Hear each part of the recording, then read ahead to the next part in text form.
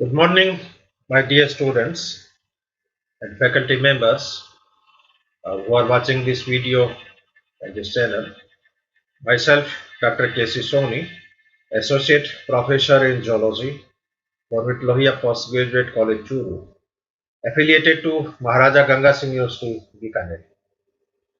In today's lecture series, I am going to deliver my short presentation, how to write a good CV or resume and a letter of intent.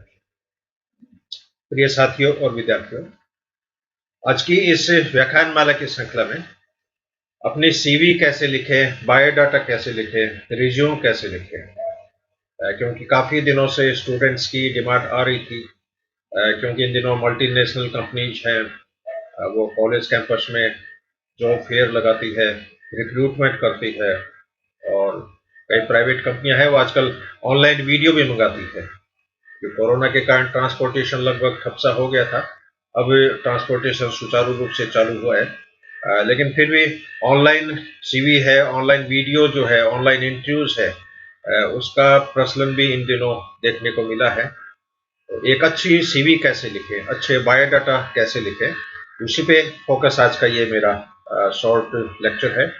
और ये व्याख्यान मैंने कई कॉलेजों में YDC programme के तहत, यूथ डेवलपमेंट सेंटर जो प्रोग्राम चलता था, उस प्रोग्राम के तहत ये लेक्चर मैंने कई कॉलेजों में डिलीवर किया है। So today I am going to discuss with you on how to write a good CV and resume a letter of intent.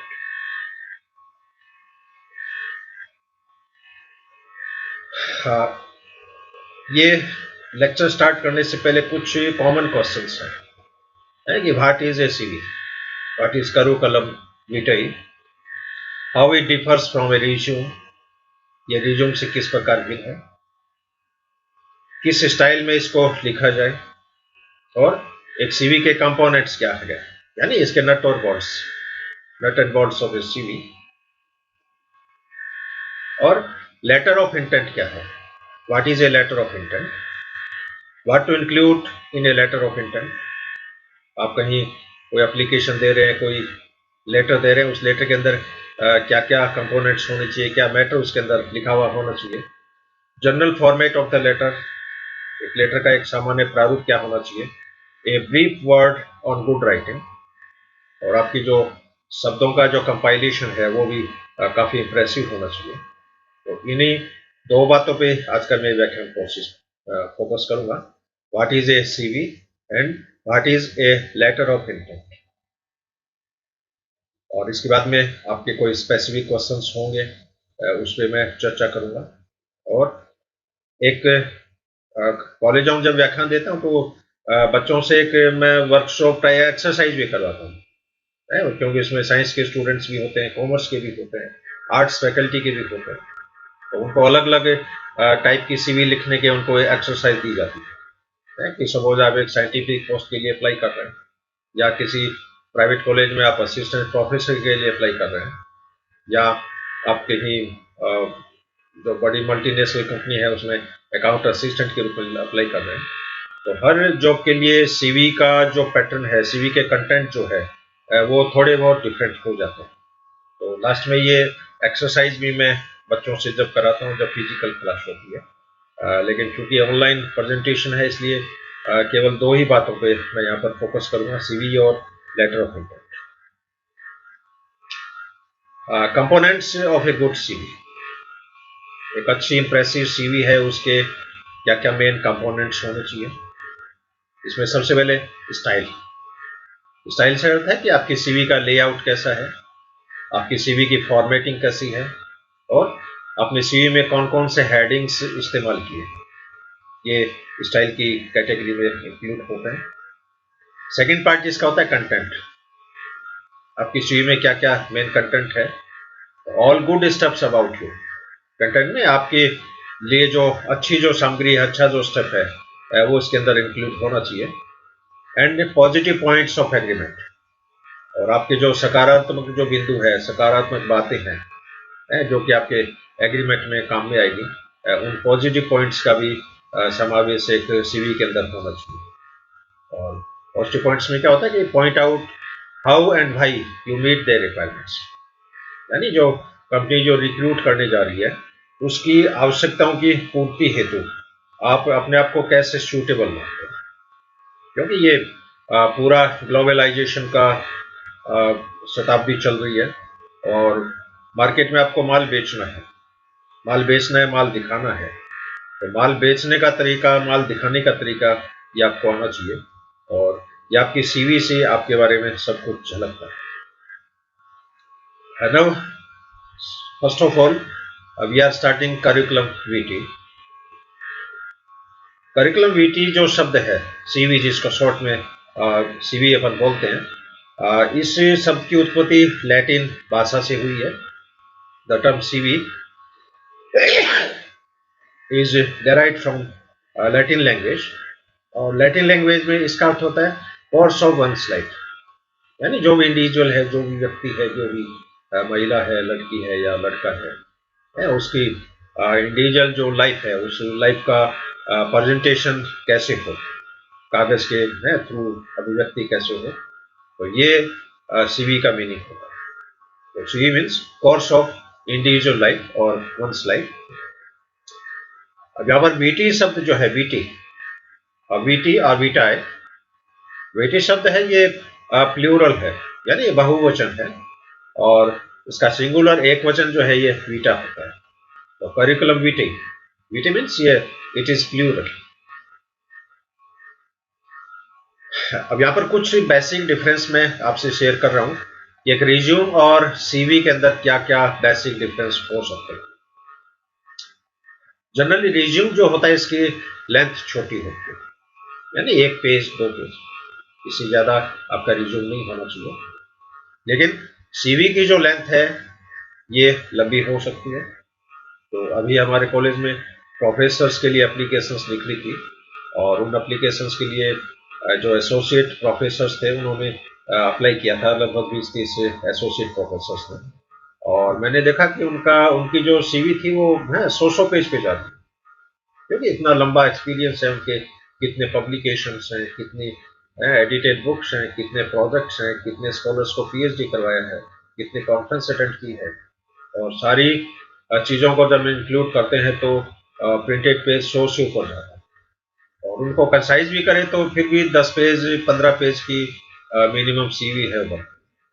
तो सीवी के अंदर कोई लिमिट नहीं है, पेजेस की लिमिट नहीं है, ये 2 पेज की भी हो सकती है, 5 पेज की भी हो सकती है, 10 पेज की भी हो सकती है। ये डिपेंड कर रहा है कि जो कैंडिडेट अप्लाई कर रहा है उसके अंदर कितना उसके अंदर डेप्थ ऑफ नॉलेज है, कितना उसमें दम है, ये मान के चलो। रेज्यूम के जो कंटेंट होंगे, इन कंटेंट में क्या होगा, all inclusive summary of skills, उसमें जो दक्षता है, दक्ष स्किल एक्टिविटी में जो उसका एक्सपर्टाइजेशन है उसका इसमें बहुत ही शॉर्ट में सारांश आता है। इसके अलावा एक्सपीरियंसेस, उस व्यक्ति को क्या अनुभव है, और एजुकेशन, उसकी एजुकेशन कहाँ तक हुई है। तो रिज्यूम के अंदर स्किल एक्टिविटीज का जिक्र आएगा, अनुभव का जिक्र आएगा, और उसकी क्वालिफिकेशंस का जिक्र आएगा। लेकिन सीवी जो होती है, सीवी के अंदर area specific listing of education and academic background, इसमें एरिया स्पेसिफिक जो एजुकेशंस का जो आउटपुट है, जो उसने अचीव किया है, एकेडमिक बैकग्राउंड है, उसका इसके अंदर समावेश होता है। रेज्यूम का जो पर्पस है, मेन पर्पस क्या होता है, टू गेट एम्प्लॉयमेंट और इंटरव्यू। रिज्यूम का बेसिक पर्पस ये है कि भाई या तो उसको नौकरी मिल जाए या रोजगार मिल जाए या उसको साक्षात्कार के लिए बुलाया जाए। लेकिन सीवी का जो पर्पस है ये डिटेल बैकग्राउंड एंड क्लासिफिकेशन। तो सीवी है उसके थ्रू उससे अप्लाई करने वाले पर्सन्स का पूरा डिटेल बैकग्राउंड, क्वालिफिकेशंस का उसके अंदर जिक्र होता है। लेकिन सीवी है वो एम्प्लॉयमेंट की कोई गारंटी वाला कागज नहीं है, नहीं वो साक्षात्कार का कागज है। तो कई बार ये देखा है कि कॉलेजों में असिस्टेंट प्रोफेसर की वैकेंसी तो मान लीजिए 5 है, और 3 गुना वो कैंडिडेट को इन्वाइट करते हैं, यानी 3-5 सीटें तो 15 कैंडिडेट को इन्वाइट करेंगे इंटरव्यू के लिए। और मान लीजिए एप्लीकेशन 100 आ गई, 100 एप्लीकेशन आ गई तो 100 कैंडिडेट को इनवाइट करना पॉसिबल नहीं है, उनका इंटरव्यू कंडक्ट करवाना पॉसिबल नहीं है। तो इसमें मेरिट की बेसिस पे वो 15 टॉप मेरिट वाली जो सीवी होती है उनको छांट लेते हैं और उनको फिर इंटरव्यू में प्रेजेंट होने के लिए उनको बुलाया जाता है, इनवाइट किया जाता है। A resume is more professional and less academic. Resume है ये प्रोफेशनल दृष्टिकोण इसका ज्यादा होता है, जबकि एकेडमिक दृष्टिकोण, शैक्षिक दृष्टिकोण इसका कम होता है। लेकिन सीवी जो होती है ये एकेडमिकली मोर इंप्रेसिव होती है, प्रोफेशनली कम होती है। तो दोनों जस्ट अपोजिट है। रिज्यूम है मोर प्रोफेशनल है, लेस एकेडमिक है, लेकिन एक सीवी जो होती है ये मोर एकेडमिक है और लेस प्रोफेशनल है। Style issue is more important with resume. अब आपने जो रिज्यूम बनाया वो किस स्टाइल में आपने उसका फॉर्मेट किया है, उसका फॉर्मेट कैसा है, फॉन्ट स्टाइल कैसी है, अक्षर की साइज कितनी है, लाइन के बीच में स्पेस कितना है, आपने कोई बॉर्डर पे डिजाइन दी है क्या, कलर प्रिंटिंग करी है या ब्लैक एंड व्हाइट कटी करी है, ये सारे स्टाइलिश इश्यूज में इंक्लूड होते हैं। तो रिज्यूम के अंदर स्टाइलिश इशू है ये ज़्यादा महत्वपूर्ण होता है, लेकिन सीवी के अंदर इस तरह का स्टाइलिश इशू कोई मायने नहीं रखता, क्योंकि इसमें तो आपकी क्वालिफिकेशंस के सारे जो पॉइंट्स है वो बिंदु इसके अंदर आ जाने चाहिए। तो ये कुछ बेसिक डिफरेंस यहाँ पर मैंने आपसे शेयर किया। रिज्यूम और सीवी के अंदर मुख्य डिफरेंस क्या है, मुख्य अंतर क्या है इसमें।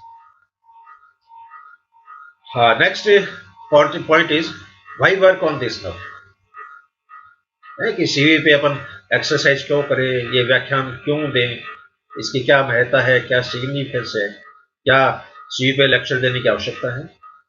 डेफिनेटली हाँ, क्योंकि सिनेरियो बहुत चेंज हो रहा है।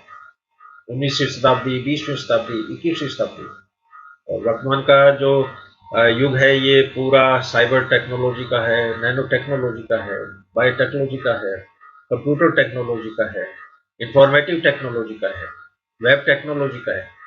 और इस नए बदलते हुए परिवेश में आप यदि नहीं ढले तो आपका जीवन, आपकी आने वाली पीढ़ी का जीवन बहुत ही दुष्कर है, यदि आप फाइनेंशियली पहले से सॉलिड नहीं हो। क्यों, पैसा ही सब कुछ नहीं होता, क्योंकि पुराना जमाना था, वहाँ पर ट्रेडिशंस अलग थे, बिजनेस के तौर तरीके अलग थे। और आजकल आप देख रहे हो बड़े बड़े सिटीज में माल खुल गए, छोटे गांव में माल खुलने जा रहे हैं, सारी इंटरनेट मार्केटिंग होने लगी है, ऑनलाइन परचेजिंग होने लगी है। और छोटे दुकानदार थे वो तो बेचारे एक तरह से साफ ही थे। तो यहाँ पर ये मैंने हेडिंग चूज किया है, why work on this now. इसके पीछे रीजन क्या है कि टाइम गोज वेरी फास्ट, समय बहुत तेजी से चल रहा है। Helps you organise important things for your future career. अपने भविष्य को संवारने के लिए, सजाने के लिए, आपके जो इम्पोर्टेंट जो अचीवमेंट्स है उनको एक जगह ऑर्गेनाइज करना, एक तरह कंपाइल करना, ये बहुत इंपॉर्टेंट है। असिस्ट इन सेटिंग गोल्स, आपका जो लक्ष्य है उसको सेट करने में ये हेल्पफुल होता है। And assist when applying for other programme, और अन्य प्रोग्राम के लिए, अन्य जॉब के लिए जब आप अप्लाई करते हो तो आपकी यदि कोई सीवी ऑलरेडी बनी हुई है तो इसमें काफ़ी हेल्प होती है। हालांकि हर जॉब के लिए अलग अलग पैटर्न होता है सीवी का। आप टीचिंग लाइन में जाना चाहते हो, सीवी का पैटर्न थोड़ा अलग तरह का होगा। डिफेंस लाइन में जाना चाहते हो, सीवी का पैटर्न अलग तरह का होगा। एडवर्टाइजिंग लाइन में जाना चाहते हो, मास मीडिया में जाना चाहते हो, सिंगिंग फैसिलिटी, सिंगर जो इंडस्ट्री है उसके अंदर जाना चाहते हो, तो हर जॉब के अंदर, हर क्राइटेरिया के अंदर सीवी की जो फॉर्मेटिंग डिजाइन है वो थोड़ी बहुत चेंज हो जाती है। इसलिए सीवी के हर पहलू पे डिस्कस करना, इस पर चर्चा करना बहुत ही आवश्यक है और वर्तमान समय की आवश्यकता भी है।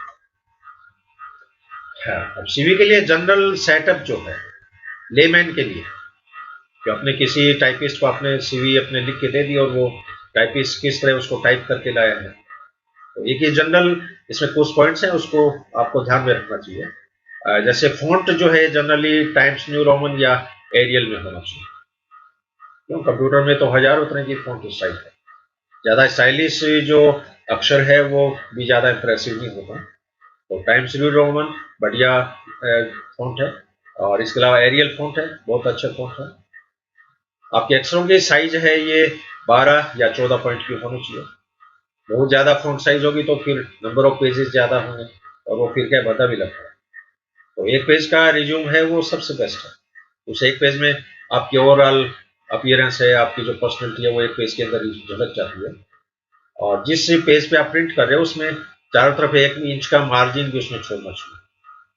इसके अलावा उसमें कोई ग्राफिक डिजाइन नहीं होना चाहिए। कहीं आपने फूल पत्ती की डिजाइन बना दी, बीच में कोई गुलाब का फूल दे दिया, बैकग्राउंड में कोई आपने इंप्रेशन दे दिया कागज के ऊपर, तो इस तरह का जो प्रिंटिंग पेज होते हैं ये इंप्रेसिव नहीं है।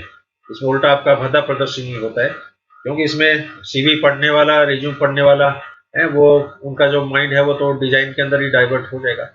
आपकी जो मेन जो पर्सनैलिटी है उस पर तो फोकस ही नहीं कर पाएगा।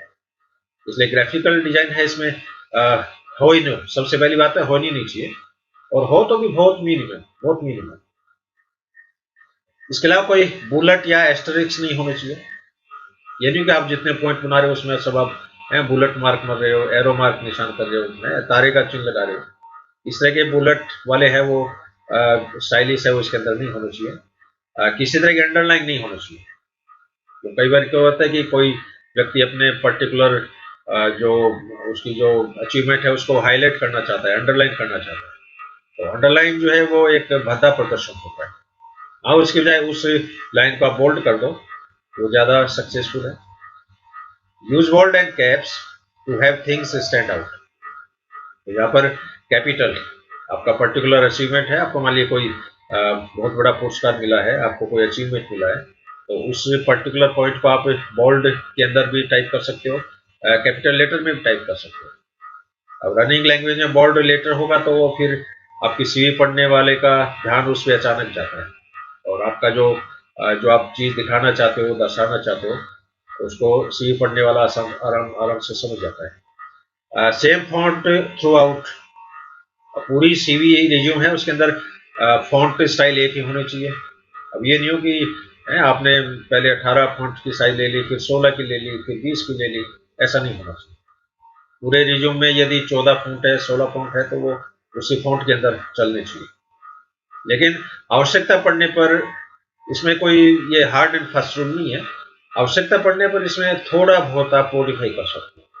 ये बहुत ज़्यादा मॉडिफिकेशन होगा, इनपुट होगा, तो वो फिर एक भद्दा प्रदर्शन होता है, इंप्रेसिव सीवी में वो नहीं मानी जाती। Regular paper is fine. कई बार ये होता है कि आप चपरासी की पोस्ट के लिए अप्लाई कर रहे हो और आपने बहुत ही बढ़िया एग्जीक्यूटिव बॉन्ड का कागज ले लिया। अब ये 4 साइज का कागज है, वो भी 1 रुपये का है। नॉर्मल जो कागज होता है वो 20-25 पैसे का ही आता है। तो नॉर्मल जो पेपर है जो रेगुलर यूज में है, उस पेपर को प्रिंटिंग के लिए काम में लेना चाहिए। बहुत हल्का राइस पेपर है वो भी काम में नहीं है, अखबारी कागज है वो भी काम में नहीं है, बहुत ज्यादा काठा और मोटा कागज है वो भी इसमें नहीं होना चाहिए। इसके अलावा सिंगल साइडेड आपकी जो सीवी है वो एक तरफ ही पब्लिश हो, दोनों तरफ पब्लिश होनी चाहिए, नहीं होनी चाहिए। और हर पेज पे पेज के नंबर जरूर इंक्लूड करें। आपकी सीवी मान लीजिए 5 पेज की है, तो उसी पेज के नीचे राइट कॉर्नर में या पेज के ऊपर राइट कॉर्नर में पेज नंबरिंग है वो जरूर होनी चाहिए, और हर पेज पे आपका नाम है वो भी इसके अंदर मेंशन होना चाहिए, full name. Don't forget a CV needs to be. CV बनाते समय इन बातों को जरूर ध्यान रखें, इनको आप कभी भी नहीं भूलें। Don't forget a CV needs to be. आपकी सीवी एकदम क्लियर होनी चाहिए, वेल ऑर्गेनाइज्ड होनी चाहिए, लॉजिकल होनी चाहिए, कॉन्साइज होनी चाहिए, रेलिवेंट एंड नेसेसरी, कंप्लीट होनी चाहिए। कंप्लीट से मतलब उसमें आप जो भी चीज दिखाना चाहते हो वो इसके अंदर इंक्लूड हो, और कंसिस्टेंट यानी कांस्टेंट। उसमें किसी तरह की स्टाइल और फॉन्ट्स इनका इनकॉर्पोरेशन नहीं होना चाहिए, और आपकी सीवी है वो अपडेट होनी चाहिए। तो आप सीवी लिखते समय, सीवी की ड्राफ्टिंग करते समय इन बातों को ध्यान में रखें। CV must be clear, CV must be concise, CV must be complete, CV must be consistent, and CV must be current और अप टू डेट। हाँ, अब है कि सीवी का इंपॉर्टेंस क्या है, क्या महत्व है इसका, इंपॉर्टेंस ऑफ सीवी। डेफिनेटली एक सीवी की बहुत सार्थकता है, बहुत इसका महत्व है। CV will give chance to evaluate yourself. CV के द्वारा आप अपने स्वयं की परीक्षा ले सकते हो। CV will give you chance to evaluate yourself. तो कई बार आप अपनी खुद की एनालिसिस नहीं कर पाते हो, लेकिन आप अपनी सीवी जब किसी दूसरे एक्सपर्ट्स को दिखाते हो तो वो एक्सपर्ट आपकी खूबियों को भी बता देगा, आप में जो कमियां हैं, ड्रॉबैक हैं, शॉर्ट कमिंग्स हैं, उनको भी बता देगा। So CV will give chance to evaluate yourself. CV are mostly used to screen candidate for interview. और सीवी जो होती है, इनका मेन मकसद क्या होता है कि कैंडिडेट को साक्षात्कार के लिए उसकी छंटनी करनी, उनकी स्क्रीनिंग करनी। तो किसी पोस्ट के लिए 100 कैंडिडेट की सीवी आई है और उसमें 20 जो बढ़िया सीवी है उनको आपने शॉर्टलिस्ट कर दिया और उन 20 कैंडिडेट को आपने इंटरव्यू के लिए इनवाइट कर दिया। CV are the first introducer to the interviewer and explain your complete background. तो सीवी है ये आपका सबसे पहला परिचय है। आपका जो भी इंटरव्यू ले रहा है उसमें, क्योंकि आप इंटरव्यू देने के बाद में पहुंचोगे, सबसे पहले आपकी सीवी पहुंचेगी। तो सीवी है ये आपका फर्स्ट इंप्रेशन है, फर्स्ट एक्सप्लेनेशन है, फर्स्ट इंट्रोडक्शन है आपके बारे में। और आपका कंप्लीट बैकग्राउंड जो है वो इस सीवी के द्वारा अपने आप एक्सप्लेन हो जाता है। अब अपन चर्चा करते हैं कि सीवी कितनी तरह की है। तो जनरली देखा है कि यूरोपियन कंट्रीज है, अमेरिकन कंट्रीज है, अपने इंडिया है, पाकिस्तान है, यहाँ पर सीवी के लिखने का पैटर्न अलग अलग है। तो सीवी जो है मेनली 3 टाइप में इसको क्लासिफाई कर सकते हैं अपन। एक तो chronological CV, second is functional और स्किल बेस्ड सीवी, और तीसरी होगी इसमें स्पीकुलेटिव सीवी। और क्रोनोलॉजिकल सीवी जो है, इस तरह की जो सीवी होती है, ये एजुकेशन और ट्रेनिंग का इसमें ज़्यादा महत्व दिया जाता है। जैसे आप मान लीजिए कोई साइंटिस्ट के अप्लाई कर रहे हो, कोई डेमोन्स्ट्रेटर के लिए अप्लाई कर रहे हो, कोई टीचिंग फैकल्टी के लिए अप्लाई कर रहे हो, कोई रिसर्च एसोसिएट के लिए अप्लाई कर रहे हो, उस केस में क्रोनोलॉजिकल सीवी जो है इसका ज़्यादा प्रचलन है। और क्रोनोलॉजिकल सीवी है, इसमें भी 2 तरीके हो सकते हैं। एक तो डिसेंडिंग ऑर्डर। डिसेंडिंग ऑर्डर है ये यूएसए में चलता है, इसको यूएसए पैटर्न भी बोलते हैं। और असेंडिंग ऑर्डर ये यूके पैटर्न है, इंग्लैंड के अंदर, लंदन के अंदर यहाँ चलता है।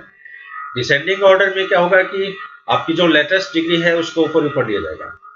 सपोज मैंने पीएचडी कर रखी है तो पीएचडी ऊपर ऊपर आएगी, उसके बाद एमफिल आएगी, उसके बाद एमएससी आएगी, उसके बाद बीएससी आएगी, उसके बाद 10+2 की एग्जाम है। तो ये डिसेंडिंग ऑर्डर है, यानी हायर कैटेगरी से लोअर कैटेगरी में है। और असेंडिंग ऑर्डर में क्या होगा कि इसमें सबसे पहले जैसे 10th है कि आपके जो मार्क्स है वो मेंशन कर रहे हो, इसके बाद +2 के मेंशन कर रहे हो, इसके बाद बीएससी के कर रहे हो, फिर एमएससी के कर रहे हो, एमफिल के कर रहे हो, पीएचडी के कर रहे हो, पोस्ट डॉक्टरेट के कर रहे हो। तो दोनों तरह से इसका रिप्रेजेंटेशन हो सकता है। और इस तरह की जो सीवी होती है ये क्रोनोलॉजिकल सीवी के नाम से जानी जाती है। सेकेंड इज फंक्शनल और स्किल बेस्ड सीवी। इस तरह की जो सीवी होगी, CV are created with concentrate on skills and responsible for experiences. इस तरह की जो सीवी होती है ये आपकी दक्षता के ऊपर ज़्यादा फोकस रहती है और आपके जो अनुभव है, आपके जो उत्तरदायित्व है, रेस्पॉन्सिबिलिटीज हैं, उसके ऊपर ये ज़्यादा फोकस रहती है। और इस तरह की जो सीवी होती है वो प्राय इंडस्ट्रियल सेक्टर में, मैनेजमेंट सेक्टर्स में इस तरह की सीवी का इनकॉर्पोरेशन होता है, क्योंकि ये आपके अनुभव को दर्शा रही है। और आपने देखा होगा बड़ी बड़ी जो मल्टीनेशनल कंपनियां जो होती है, उनके जो मुख्य सीईओ होते हैं वो ज़्यादा एज वाले पर्सन होते हैं। जो बूढ़े आदमी हैं उनके पास ठीक है, मसल्स पावर्स नहीं है, लेकिन उनके पास एक लंबा चौड़ा अनुभव होता है।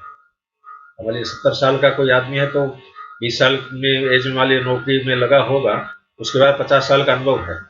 और अनुभव जो होता है बड़ी इंडस्ट्रियल सेक्टर्स को पूरा मेंटेन करने में, मैनेज करने में उसका बहुत बड़ा रोल है। तो इंडस्ट्रियल सेक्टर में, प्राइवेट सेक्टर में, मैनेजमेंट सेक्टर्स में इस तरह की सीवी है उसका ज़्यादा प्रचलन है। और तीसरी जो टाइप है that is speculative CV, sent not based on any advertisement.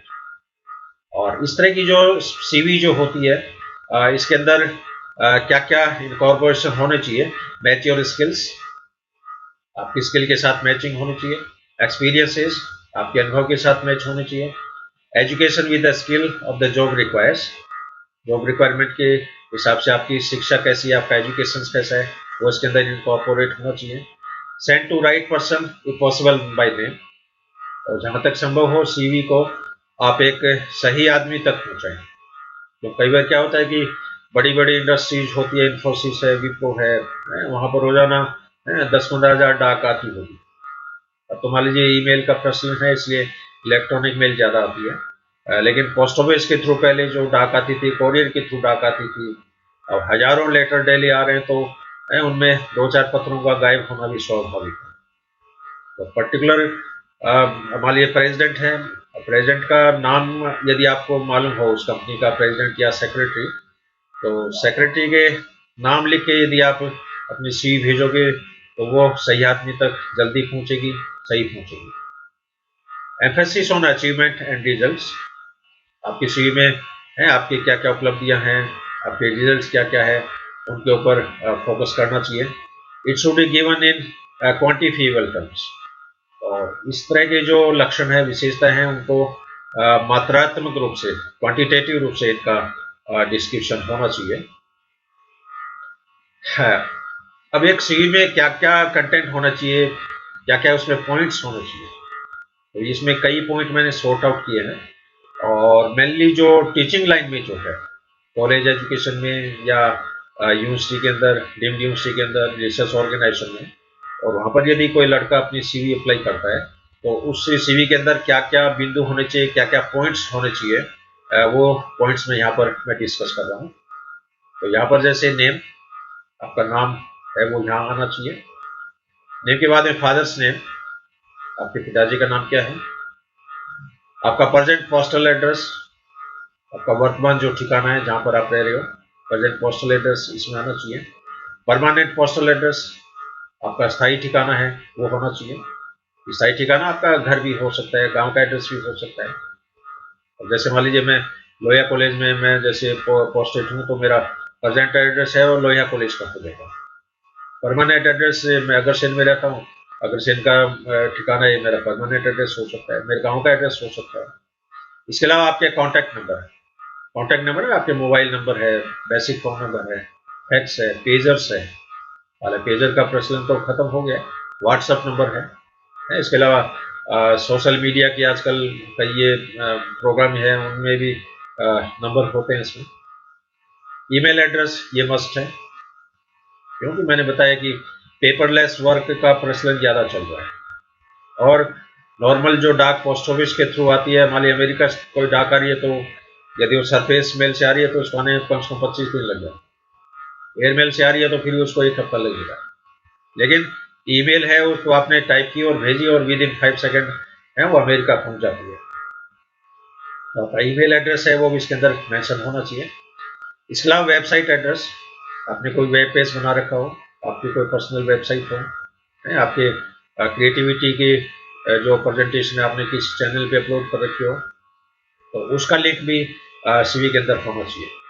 आपकी डेट ऑफ बर्थ, आपकी क्वालिफिकेशन और एजुकेशन, आपका स्पेशलाइजेशन ऑफ एजुकेशन है, जैसे मेरा एमएससी में एंटोमोलॉजी है, एमफिल मेरी डेवलपमेंटल बायोलॉजी में है, पीएचडी मेरी ऑर्निथोलॉजी में है।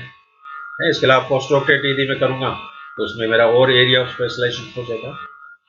फेलोशिप एंड अवार्ड्स, आपको कोई फेलोशिप मिली हो, कोई पुरस्कार मिले हो, मान लीजिए आपको हम्बोल्ट फेलोशिप मिली हो, डार्ट फेलोशिप मिली हो, एलिजाबेथ फाउंडेशन की फेलोशिप मिली हो, फोर्ड फाउंडेशन की आपको कोई स्कॉलरशिप मिली हो, किसी तरह का पुरस्कार से आपको नवाजा गया हो, उसका भी इसके अंदर मेंशन होना चाहिए। पोजीशन हेल्ड एट प्रेजेंट, वर्तमान में आपकी पोजीशन क्या है, यानी आप सचिव के पद पे काम कर रहे हो, एसोसिएट प्रोफेसर हो, असिस्टेंट प्रोफेसर हो, या फैकल्टी ऑफ डीन हो, या कार्यवाहक प्राचार्य हो, या फुल फ्लेज प्राचार्य हो, तो आप जिस पोस्ट पे काम कर रहे हैं, जिस पोजीशन पे आप है, वो उस पोजीशन का भी इसके अंदर मेंशन होना चाहिए। टीचिंग एक्सपीरियंस, टीचिंग एक्सपीरियंस मान लीजिए मेरे को 31 ईयर्स का एक्सपीरियंस है, और 31 ईयर्स में भी बीएससी की क्लास पढ़ाने का मुझे कितना अनुभव है, पोस्ट ग्रेजुएट क्लास पढ़ाने का कितना अनुभव है, एमफिल की क्लास पढ़ाने का मुझे कितना अनुभव है। तो टोटल एक्सपीरियंस मान लीजिए 31 ईयर्स है। अब इसको मैं चाहूँ तो फिर क्लासीफाई कर सकता हूँ, है कि अंडर ग्रेजुएट क्लासेस पढ़ाने का मुझे 31 ईयर्स का अनुभव है, पोस्ट ग्रेजुएट क्लास पढ़ाने का मुझे 25 ईयर्स का अनुभव है, एमफिल की क्लास पढ़ाने का मुझे 15 साल का अनुभव है, पीएचडी के कोर्स वर्क रिसर्च गाइडेंस का मुझे 10 साल का अनुभव है। तो टीचिंग एक्सपीरियंस इसके अंदर मेंशन होता है। इसके अलावा पास्ट टीचिंग, मान लो आप एक कॉलेज से दूसरी कॉलेज में शिफ्ट हो रहे हो, दूसरी कॉलेज ज्वाइन करना चाहते हो, तो आपने नई नौकरी ज्वाइन करने से पहले आपने किन किन संस्थाओं में पढ़ा है? जैसे मैं लोहिया कॉलेज में मेरी पोस्टिंग हुई, उससे पहले मैं जैसे तारनगर की एमजेडी कॉलेज में काम किया है, मैंने गंगानगर की बिहानी कॉलेज में मैंने काम किया है, शादुलपुर की मोहता कॉलेज में काम किया है, फतेहपुर शेखावटी की चमड़िया कॉलेज में मैंने काम किया है। तो पास्ट टीचिंग, किन किन संस्थाओं में आप रह चुके हो, किन किन संस्थाओं में आप पढ़ा चुके हो, उसका जिक्र भी इसमें होना चाहिए। सब्जेक्ट टॉट, आपने क्या क्या सब्जेक्ट पढ़ा।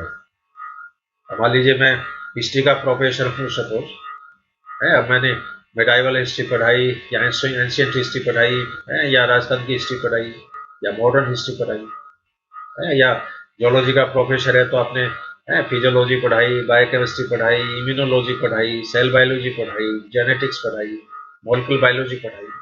तो कौन कौन से सब्जेक्ट आपने पढ़ाए, किन किन सब्जेक्ट पे आपका कमांड है, वो इसके अंदर आना चाहिए। इसके बाद रिसर्च एक्सपीरियंस, क्योंकि जनरली आप बड़े रिसर्च ऑर्गेनाइजेशन में जा रहे हो, यूनिवर्सिटी में जा रहे हो, तो वहाँ पर रिसर्च पे फोकस ज़्यादा रहता है, और आपका शोध कार्य का अनुभव कितना है। पास्ट रिसर्च, नौकरी ज्वाइन करने से पहले आपने किस किस तरह की रिसर्च करी है, कितने बच्चों को पीएचडी कराया, कितने आपने प्रोजेक्ट किए। रिसर्च प्रोजेक्ट, आपने जो भी शोध परियोजनाएं यूजीसी के द्वारा स्पॉन्सर्ड, डीएसटी के द्वारा स्पॉन्सर्ड, सीएसआईआर के द्वारा स्पॉन्सर्ड, डिपार्टमेंट ऑफ बायोटेक्नोलॉजी के द्वारा sponsored, ministry of environment and forest के द्वारा स्पॉन्सर्ड, या कोई बड़ी जो कंपनियां हैं उनके द्वारा स्पॉन्सर कोई प्रोजेक्ट आपने किए हो, उसका जिक्र इसके अंदर आना चाहिए। और वर्तमान में कोई रिसर्च प्रोजेक्ट चल रहा है, रिसर्च प्रोजेक्ट इन प्रोग्रेस, उसका भी इसमें मेंशन होना चाहिए। तो इसमें आप प्रोजेक्ट का टाइटल दे दो और उसमें लिख दो कि this project is currently running, इसका ड्यूरेशन दे सकते हो कि ये प्रोजेक्ट इस ईयर सैंक्शन हुआ और इसका टेन्योर इतने साल का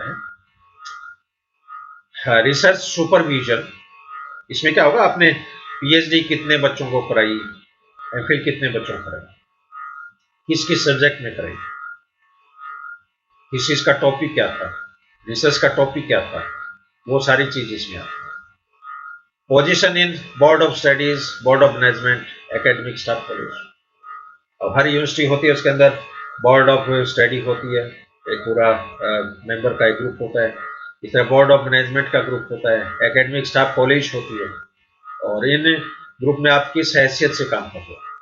बोर्ड ऑफ स्टडीज में आप कन्वीनर के रूप में हो, या मेंबर के रूप में हो, या एक्सपर्ट पैनल में हो, एक्सटर्नल मेंबर के रूप में हो, तो किस पोजीशन में आप उस बोर्ड ऑफ स्टडीज में आप काम कर रहे हो, वो यहाँ पर होना चाहिए। जैसे मैं बीकानेर यूनिवर्सिटी में बायोटेक्नोलॉजी की बोर्ड ऑफ स्टडीज में जैसे रहा हूँ, मैं जियोलॉजी की बोर्ड ऑफ स्टडीज में रहा हूँ, प्राइवेट यूनिवर्सिटी की बोर्ड ऑफ स्टडीज में रहा हूँ, तो ये सारा जिक्र इस बिंदु के अंदर आना चाहिए। इसके अलावा पोजीशन इन एनजीओ, क्योंकि आदमी जो है ये एक सोशल वर्कर भी है, और गवर्नमेंट सेक्टर के अलावा प्राइवेट नॉन गवर्नमेंट ऑर्गेनाइजेशंस भी है, सोशल वेलफेयर की सोसाइटीज भी हैं, और उन एनजीओज में आप किसी पद पे हो तो उसका भी जिक्र होना चाहिए। जैसे लायंस क्लब के आप प्रेसिडेंट हो, रोटरी क्लब के आप मान लीजिए सेक्रेटरी हो, इनर व्हील क्लब के आप मान लीजिए ट्रेजरर हो, इसलिए और कोई जैसे BNHS है suppose, Bombay natural history society, SACON है, Salim Ali centre for ornithology, AZRI है, arid zone avian research institute, तो ये सब प्राइवेट एनजीओ हैं, और आप इन एनजीओ में प्रेसिडेंट के रूप में काम कर रहे हैं, सचिव के रूप में काम कर रहे हैं, खजांची के रूप में काम कर रहे हैं, लीगल एडवाइजर के रूप में काम कर रहे हैं, या वैज्ञानिक सलाहकार के रूप में काम कर रहे हैं, तो किस हैसियत से आप काम कर रहे हैं उसका भी जिक्र इसके अंदर आना चाहिए। एंड मेंबरशिप, आपने किन किन सोसाइटीज की मेंबरशिप ले रखी है, जैसे मान लीजिए इंडियन साइंस कांग्रेस की मेंबरशिप है, BCSC bird conservation society of Gujarat की मेंबरशिप है, आर्कन है suppose Asian Raptor research conservation network, water bird society है, पेरेग्राइन फंड है। तो ये कई बड़े बड़े NGOs हैं, बड़ी बड़ी इंस्टीट्यूशन है इंटरनेशनल लेवल की, और इनकी मेंबरशिप एनुअल मेंबरशिप भी हो सकती है, लाइफ मेंबरशिप भी हो सकती है, गोल्डन जुबली मेंबर भी हो सकते हैं, प्लेटिनम मेंबर भी हो सकते हैं, क्योंकि ये सब पेड मेंबर हैं सारे। एनुअल फीस है तो उसकी राशि कम होती है, लाइफ मेंबर की राशि ज़्यादा होती है, गोल्डन मेंबर प्लेटिनम मेंबर की राशि और ज़्यादा होती है। तो कई जैसे ये अपने एक बहुत बड़ा NGO है दिल्ली में, इंटेक के नाम से, Indian national trust for arts and cultural heritage. अब इसके अंदर इंस्टीट्यूशनल मेंबरशिप भी है, लाइफ मेंबरशिप भी है, इंडिविजुअल मेंबरशिप भी है, और बड़े बड़े कॉरपोरेट सेक्टर्स के जो ब्रांचेज हैं वो तो 10-10 करोड़ रुपए इंटेक को डोनेट करते हैं इंस्टीट्यूशनल मेंबरशिप होल्डर की। ट्रेनिंग आपने कोई कर रखी है, क्योंकि आप जिस लाइन में हो उसमें ट्रेनिंग का होना बहुत जरूरी है। मान लीजिए आर्मी के अंदर है तो आपको कितने फाइटर विमान है, कितने जेट विमान है, कितने हेलीकॉप्टर्स हैं, कितनी स्टेन गन मशीनें हैं, AK-47 राइफलें हैं, और किस तरह की नई नई टेक्नोलॉजी के इंस्ट्रूमेंट्स आ रहे हैं, उनकी ट्रेनिंग भी बहुत जरूरी है। हमारी टीचिंग लाइन में भी वर्कशॉप होती रहती है, इलेक्ट्रॉन माइक्रोस्कोपी जैसे वर्कशॉप होगी, एलाइजा में वर्कशॉप होगी, फ्लोरेसेंट टेक्नोलॉजी में वर्कशॉप होगी, DNA फिंगरप्रिंटिंग में वर्कशॉप होगी। तो इस तरह की ये 1 हफ्ते की 2 हफ्ते की ट्रेनिंग प्रोग्राम है, ये बड़ी बड़ी यूनिवर्सिटीज में चलती रहती है, और ये ट्रेनिंग आपने यदि ली है तो उसका भी जिक्र इस बिंदु के अंदर होना चाहिए। ओरिएंटेशन कोर्स, जब भी कोई व्यक्ति किसी भी जॉब में आता है तो जॉब करने के जस्ट बाद 1 साल के अंदर अंदर उसको ओरिएंटेशन कोर्स कराया जाता है, और कॉलेज लेक्चर में जैसे 28 दिन का ओरिएंटेशन कोर्स होता है, उसमें टॉपिक कैसे पढ़ाएं, बोर्ड पे लिखें कैसे, है ना, लेक्चर स्टैंड कहाँ होना चाहिए, माइक को कैसे पकड़े, आपका ड्रेसिंग कोड कैसा होना चाहिए, आपका बच्चों के साथ व्यवहार कैसा होना चाहिए, बच्चों से इंटरेक्शन कैसा होना चाहिए, कन्वर्सेशन कैसा होना चाहिए, बच्चों से फीडबैक कैसे लें, बच्चों को डांटे कैसे, ये सारी बातें इन ओरिएंटेशन कोर्स में पढ़ाई जाती है। और इसके बाद में जब असिस्टेंट प्रोफेसर जब सीनियर स्केल में जाते हैं उसके बाद इनको रिफ्रेशर कोर्स करना पड़ता है, वो सब्जेक्ट पे फोकस होता है, क्योंकि हर सब्जेक्ट में काफ़ी डेप्थ में रिसर्च चलती रहती है। तो लेटेस्ट जो रिसर्च है, फाइंडिंग्स हैं, आउटपुट्स हैं, उनका नॉलेज भी एक टीचर को, एक प्रोफेसर को होना चाहिए, और इसके लिए एकेडमिक स्टाफ कॉलेज समय समय पर रिफ्रेशर कोर्स का ऑर्गेनाइज है वो करती रहती है, और ये रिफ्रेशर कोर्स है वो अटेंड करना चाहिए। जैसे कॉलेज लेक्चर में एक ओरिएंटेशन, 3 रिफ्रेशर, ये कंपल्सरी है, इससे ज़्यादा आप करना चाहो तो कर सकते हो। कॉन्फ्रेंस अटेंडेड, आपने जितनी भी कॉन्फ्रेंस अटेंड की है, वो सेमिनार हो सकते हैं, वर्कशॉप हो सकते हैं, सिम्पोजियम हो सकते हैं, कॉन्फ्रेंसेज हो सकती है, और ये कॉन्फ्रेंसेज स्टेट लेवल की हो सकती है, नेशनल लेवल की हो सकती है, इंटरनेशनल लेवल की हो सकती है, और किस किस ईयर में की, तो ये पूरा क्रोनोलॉजिकल इसमें चल रहा है। स्टेट लेवल की मान लीजिए आपने 2015 में करी, 2018 में करी, 2021 में करी, नेशनल लेवल की मान लीजिए आपने 2020 में करी, 2021 में करी, इंटरनेशनल लेवल की आपने मान लीजिए 2015 में कर ली, 18 में कर ली, 2020 में कर ली। तो हेडिंग वाइज इनका डिस्क्रिप्शन यहाँ पर होना चाहिए। और इन कॉन्फ्रेंस में आपने पेपर प्रेजेंट किया, आपने पेपर की नोट लेक्चर के रूप में किया, इनवाइटेड लेक्चर के रूप में किया, स्पेशल इनवाइटी के रूप में किया, या कोई अवार्ड विनिंग सेशन के लिए आपने प्रेजेंट किया, तो किस हैसियत से आपने पेपर को वहां पर पढ़ा है, पेपर प्रेजेंट किया है, उसका जिक्र यहाँ पर होना चाहिए। रिसर्च पब्लिकेशन, आपके जो शोध पत्र प्रकाशित हुए हैं ये शोध पत्र राष्ट्रीय स्तर की मैगजीन में छपे हैं या अंतर्राष्ट्रीय स्तर की मैगजीन में छपे हैं या किसी पुस्तक में टॉपिक के रूप में छपे हैं या आपने कोई बुक का एडिशन किया है क्या। तो ये रिसर्च पब्लिकेशन नेशनल लेवल हो सकता है, इंटरनेशनल लेवल हो सकता है, किसी बुक में चैप्टर के रूप में हो सकता है, एडिटेड बुक के रूप में हो सकता है, रिव्यू आर्टिकल के रूप में हो सकता है, ई लेक्चर के रूप में भी हो सकता है। तो आजकल इलेक्ट्रॉनिक जर्नल्स भी, तो इलेक्ट्रॉनिक मीडिया में भी आपके रिसर्च पेपर है वो ऑनलाइन हो सकते हैं। उन सभी का जिक्र इस बात के अंदर होना चाहिए। इसके अलावा ऑथर्ड बुक, आपने यदि कोई किसी पुस्तक का ऑथर किया है, कोई मोनोग्राफ आपने लिखा है, उसका भी इसमें मेंशन होना चाहिए। प्रोफेशनल एक्सपीरियंस, आपको कोई प्रोफेशनल अनुभव यदि हो उसका जिक्र इसमें होना चाहिए।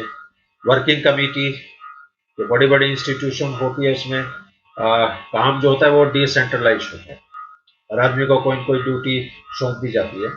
तो आपको कौन कौन सी ड्यूटी सौंपी गई या किस किस कमेटी में आपने काम किया उसका यहाँ पर मेंशन होता है।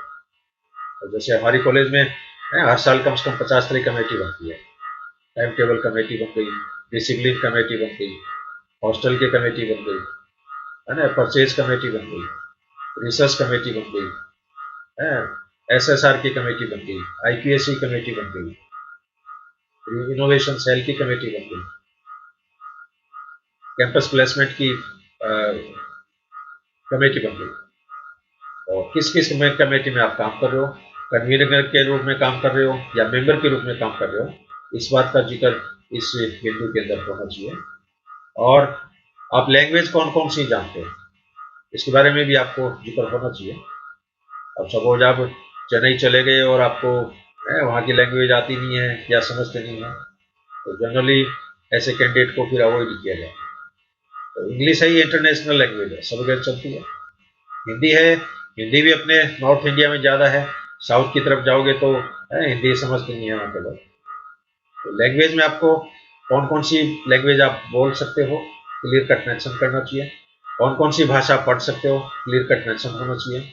और कौन कौन सी लैंग्वेज आप समझ सकते हो। जैसे मैं हिंदी बोल सकता हूँ अच्छी तरह, मारवाड़ी बोल सकता हूँ, इंग्लिश बोल सकता हूँ। पढ़ने में मैं हिंदी पढ़ सकता हूँ, इंग्लिश पढ़ सकता हूँ, संस्कृत पढ़ सकता हूँ, बंगाली पढ़ सकता हूँ, या बंगाली में बोल नहीं सकता। और कौन कौन सी भाषा समझ सकते हैं, गुजराती समझ लेते हैं, पंजाबी समझ लेते हैं, उड़िया भाषा समझ लेते हैं, बंगाली भाषा समझ लेते हैं। तो लैंग्वेज के बारे में कौन कौन सी भाषा बोल सकते हो, कौन सी लैंग्वेज आप पढ़ सकते हो और कौन सी लैंग्वेज आप समझ सकते हो, इसका जिक्र आपकी सीवी में होना चाहिए। और इसके अलावा आपकी हॉबीज़ क्या है, तो आपकी जो बढ़िया हॉबीज़ है वो इसके अंदर मेंशन होनी चाहिए। जैसे आपको मॉर्निंग वॉक आपकी हॉबी है, पुराने गाने सुनना आपकी हॉबी है, पेंटिंग करना आपकी हॉबी है, फोटोग्राफी आपकी हॉबी है, बॉडी बिल्डिंग आपकी हॉबी है।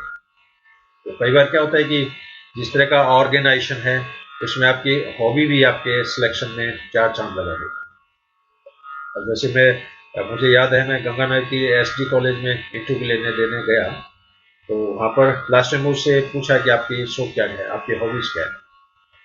तो मैंने उनको कहा भी मैं बर्ड वॉचिंग का शौक रखता हूँ, बॉडी बिल्डिंग का शौक रखता हूँ, इसके अलावा मैं वेट लिफ्टिंग का, गोला फेंक, तस्तरी फेंक, इसमें मेरा इंटरेस्ट रहता है। अब उस कॉलेज के जो प्रिंसिपल थे उसमें वहाँ पर पीटीआई नहीं था, यानी फिजिकल ट्रेनर्स नहीं था। तो उन्होंने मुझमें लेक्चर के साथ साथ एक फिजिकल ट्रेनर की भी इमेज है वो मुझ में देखी, और उन्होंने सोचा कि ये बंदा पढ़ा भी लेगा, पढ़ाने के साथ साथ ये खिलाड़ियों को वेट लिफ्टिंग की भी ट्रेनिंग दे सकता है, गोला फेंक की ट्रेनिंग दे सकता है, एथलेटिक की ट्रेनिंग दे सकता है। तो वहाँ पर ये मेरी जो हॉबीज़ थी ये मेरे सिलेक्शन में काफ़ी साइड हुई। इसके बाद में रेफरेंस, आप जहाँ भी अप्लाई कर रहे हो आप 2 रेफरेंस रिसोर्स पर्सन्स के नाम उसमें जरूर दें, लेकिन रिसोर्स पर्सन उस फील्ड के ही होना चाहिए। अब आप कहीं यूनिवर्सिटी में अप्लाई कर रहे हो और आपने किसी थानेदार का रेफरेंस दे दिया तो ये एक गलत इंप्रेशन करता है। तो आपके जो रिसोर्स पर्सन है वो भी उस फील्ड के होने चाहिए, जाने माने होने चाहिए, वेल नोन पर्सनैलिटी होनी चाहिए। तो कई बार हमारे स्टूडेंट प्रोजेक्ट के लिए, ट्रेनिंग प्रोग्राम के लिए अप्लाई करते हैं इंस्टीट्यूट में, और उसमें रेफरेंस में जैसे हमारा नाम देते हैं उसमें, और हम उनके बारे में रिकमेंड करते हैं कि ये लड़का बहुत मेहनती है, बहुत पंक्चुअल है, बहुत सिंसियर है, इसके ये क्वालिफिकेशन है, इसके लैंग्वेज प्रॉब्लम नहीं है, और आपको इसको यदि अपने ट्रेनिंग प्रोग्राम के लिए सिलेक्ट करते हो तो इस बच्चे के कैरियर के लिए, इस फ्यूचर के लिए एक सप्लीमेंट के रूप में ये आपका ट्रेनिंग प्रोग्राम है वो साइड शीट होगा।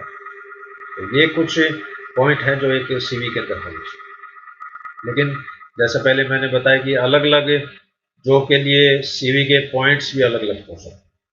ये एक बेसिक पैटर्न मैंने टीचिंग लाइन के लिए, स्पेशली जो हायर एजुकेशन में जो ना जाना चाहता है, कॉलेज के अंदर, यूनिवर्सिटी के अंदर, डीम यूनिवर्सिटी के अंदर, रिसर्च लेबोरेटरीज के अंदर, तो उनके अंदर जब आप सीवी लिखो तो इन पॉइंट्स को आप काम में ले सकते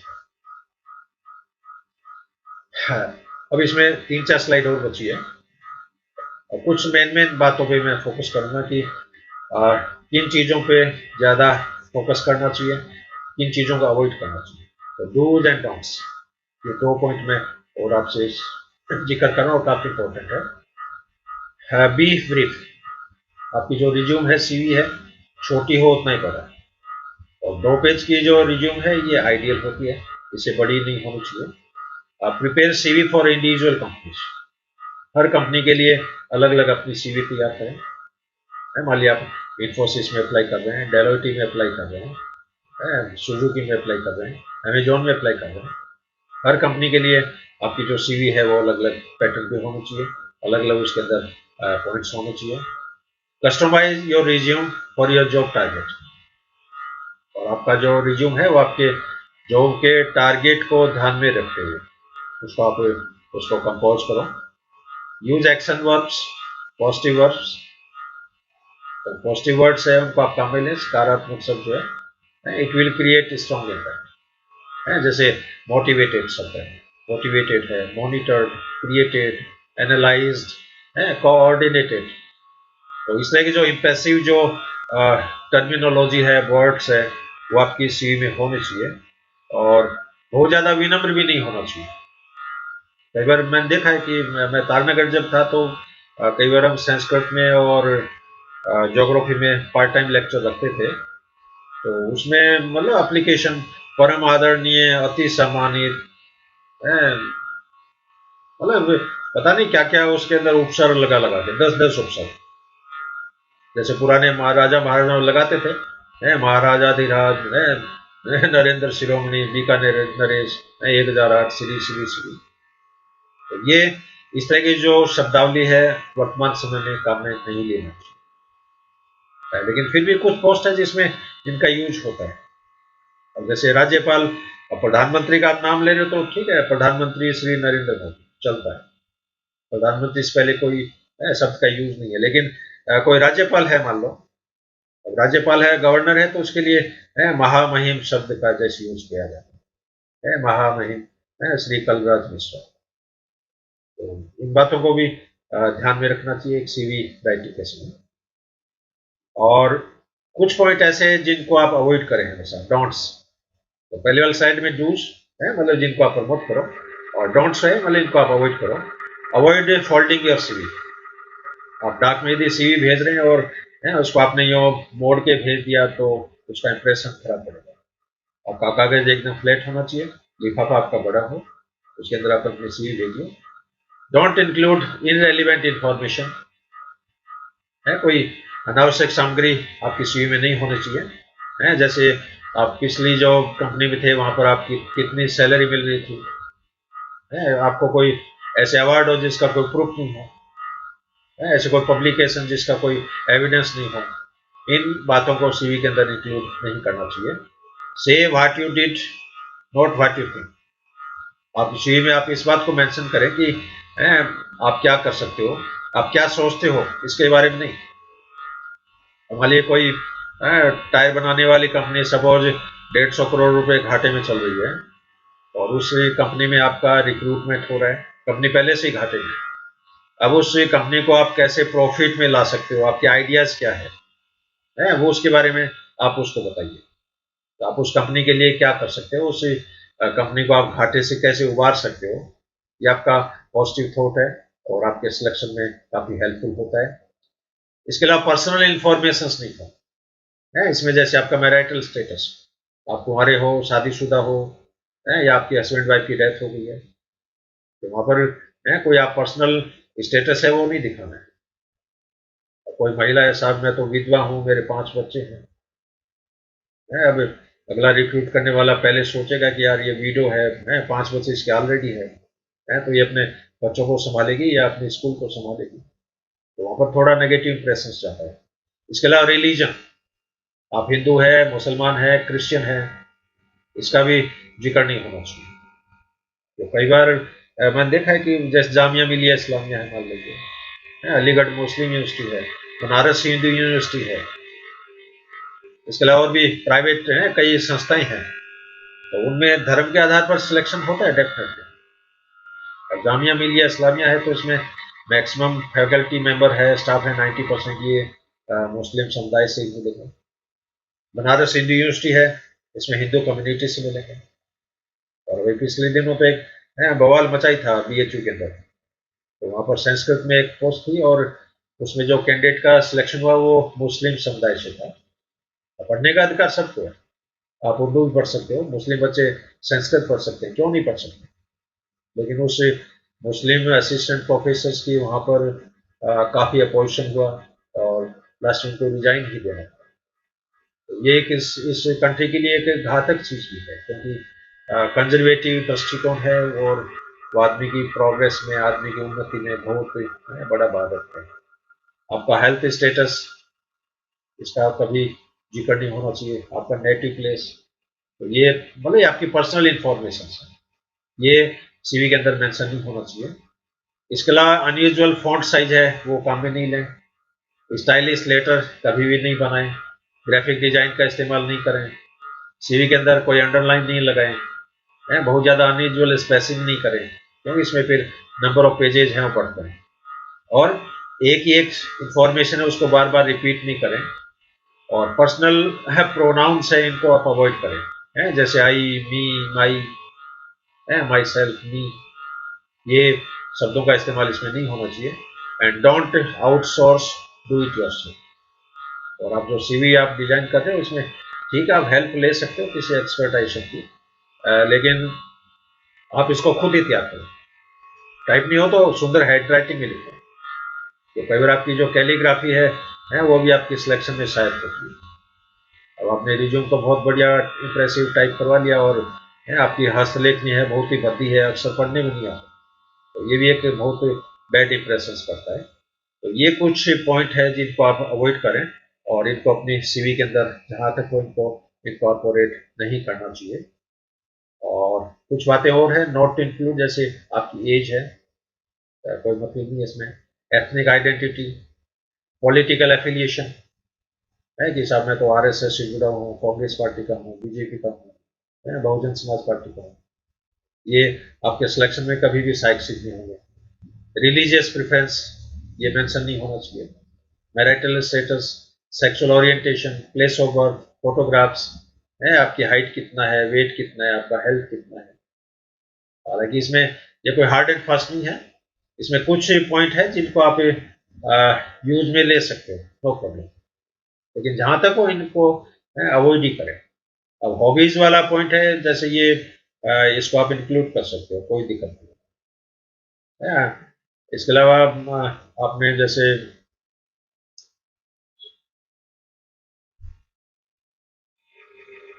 CV राइटिंग के टिप्स लास्ट में, focus on the job you want, आप इस जॉब के लिए अप्लाई कर रहे हो उस पर आपकी CV फोकस होनी चाहिए, उसके इर्द गिर्द emphasis on achievement and results, आपकी जो उपलब्धियां हैं, आपके जो परिणाम हैं उसके ऊपर ज़्यादा प्रेशर, ज़्यादा फोकस करना चाहिए। Easy to read, design and language, आपकी CV की लैंग्वेज इसलिए हो कि वो आसानी से पढ़ी जा सके, स्पेलिंग मिस्टेक्स मिनिमम हो, और आपकी एजुकेशन और एम्प्लॉयमेंट है उसको आप सबसे पहले हाईलाइट करें। अब ये नहीं कि आपने बाकी चीज़ें पहले लिख दी और आप आपके क्या क्या डिग्री हो आप लास्ट में मेंशन कर रहे हो, तो आपकी एजुकेशन क्वालिफिकेशन ये सबसे पहले आनी चाहिए। अनुभव का जो पॉइंट है, रेफरेंस है, ये सबसे लास्ट में आना चाहिए।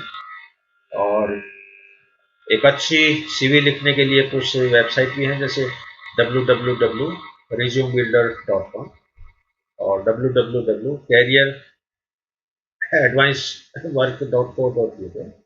तो इन वेबसाइट पे भी आप क्लिक करके अच्छी जो सीवी राइटिंग का जो तरीका है, पैटर्न है, देखो इसमें सैकड़ों एग्जाम्पल्स मौजूद हैं, और उनको आप सीवी बनाने से पहले उनको आप कांस्टेंट माइंड से आप उनको पढ़ें, और पढ़ने के बाद में अपने दिमाग में एक फ्रेम बनाएं, और इस फ्रेम के अकॉर्डिंग आप अपनी सीवी के है वो ड्राफ्टिंग करें।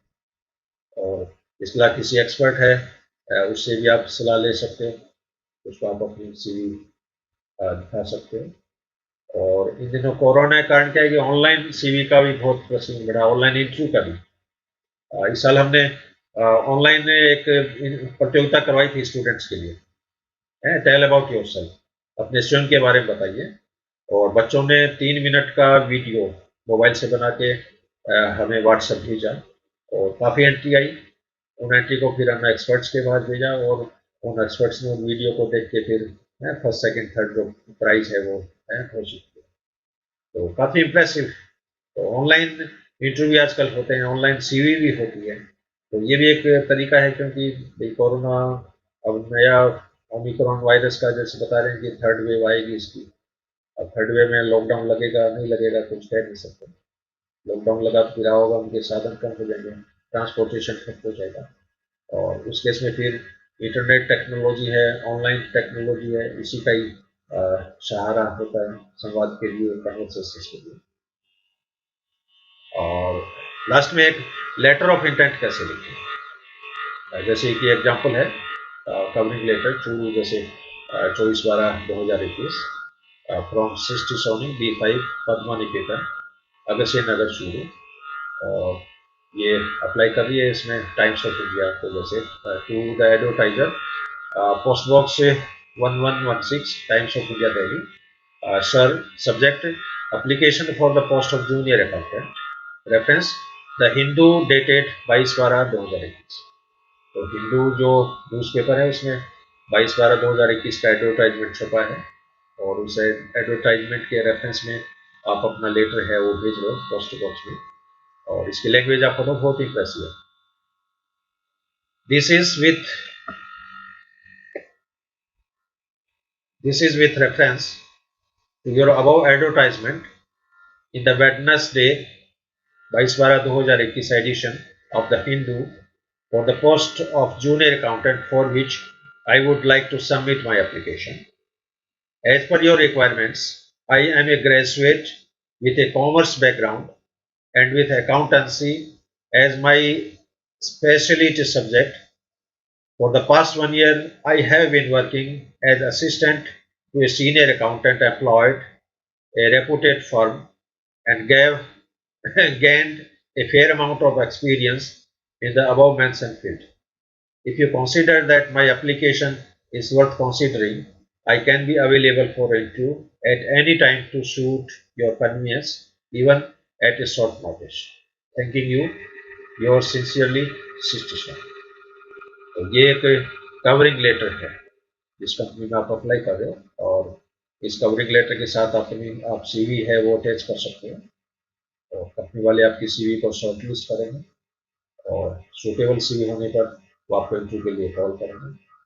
और बड़ी कंपनियां होती है वो इंटरव्यू के लिए आने जाने का किराया भी देती है, लॉजिंग बोर्डिंग फैसिलिटी देती है, डिनर भी प्रोवाइड करती है। तो ये बहुत अच्छी बात है। तो ये ओवरऑल सीवी के बारे में, how to write an impressive CV. Thank you very much. और आपके कोई क्वेश्चंस हो, कोई क्वेरी हो, तो आप निसंकोच आप मेरे व्हाट्सएप पे संपर्क कर सकते हैं, ईमेल पे संपर्क कर सकते हैं, और हमारे कॉलेज के जो स्टूडेंट हैं वो पर्सनली भी आप संपर्क कर सकते हैं। और इस पे हैप्पी न्यू ईयर में इस तरह की एक वर्कशॉप भी हम ऑर्गेनाइज करेंगे कॉलेज के स्टूडेंट्स। और अंत में एक बार हमारे महाविद्यालय की तरफ से, मेरी तरफ से, और हमारे जूलॉजी डिपार्टमेंट की तरफ से आप सभी का हार्दिक धन्यवाद। Thank you very much.